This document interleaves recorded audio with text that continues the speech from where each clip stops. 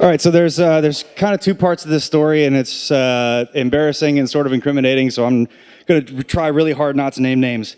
So it starts with man number one and woman number one.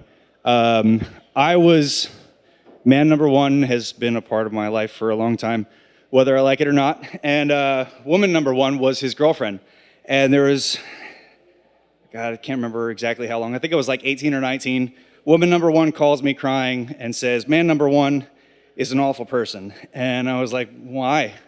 And and she goes, well, because I found that he had posted an ad on Craigs List Casual Encouters, which told me a number of things. One, man number one was a terrible person. Two, woman number one was a terrible person because she was looking at Craigs List Casual Encounters. Three, there was a Craigslist Casual Encounters where people just post things like, you want to fuck? And then I didn't know this was a thing, so I was like, oh, I'm really sorry about that. Could have told you that, but whatever. Get over it. Click.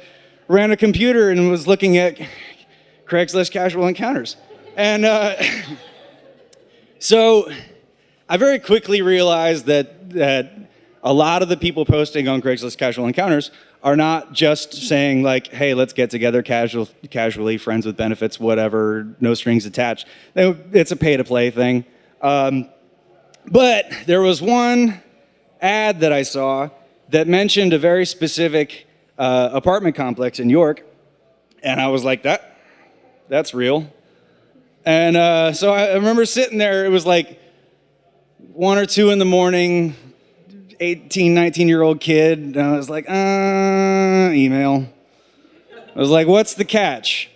And I got a reply, and it was like normal human being writing, not like, click this ad to watch my cam show or whatever. And so I got a reply from this woman, and it was like, no real catch, just have an oral fixation, she says. And so I got the email, and I'm like, oh, Jesus. And so I write back, and I was like, do you have a picture or something? And I was really hoping that this like horse of a woman was going to send me back this picture so I could be like, not interested, thank you. But she sends me a picture, and she's beautiful, like really, really good looking. And she's wearing this like little dainty heart necklace on a chain. And I got cold feet. I didn't do anything else. Fast forward several years, I'm hosting an open mic at Bistro 19 and having a pretty good night. There's a lot of good music, and there's some new folks, a bunch of York College kids that were playing music, and they're really good. And this girl comes up to me, really attractive young girl, and she comes right up to me and says, I want to sing with you, and takes my hand and like writes her number on my hand like it's 1996. And I was like, that was kind of hot. Cool. So I called her the next day, and we hung out a couple times, and really smart, pretty young lady.